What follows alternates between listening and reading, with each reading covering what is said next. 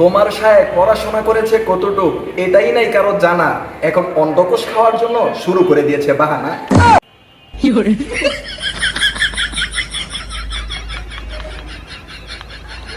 কিরে, কালকে কুরবানি ঈদ, তুই এখন বৈশা বৈশা কি এমন হিসাব করতাছস?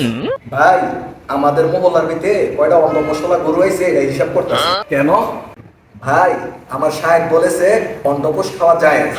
আমার শায়েখের অন্ডকোষ খুবই পছন্দ, সেজন্য সকল অন্ডকোষ একসাথে করে আমার শায়েখের বাড়িতে সেগুলো পাঠাবো।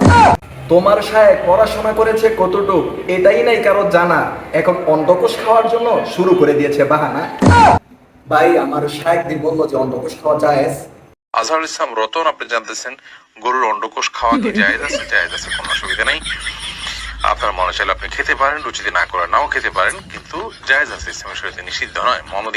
হঠাৎ করে শায়েখের অন্ডকোষ খাওয়ার শখ যাচ্ছে, তাই তো না জায়েজ জিনিসটাকে এখন জায়েজ বলে চালিয়ে দিতেছে।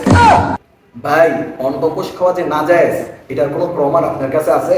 একটি জিনিস খাওয়া নিষেধ। প্রিয় নবীজি সাল্লাল্লাহু আলাইহি সাল্লাম বকরির 7টি জিনিস খাওয়াকে অপছন্দ করতেন, তার মধ্যে একটি হলো অন্ডকোষ। ভাই, বুঝলাম।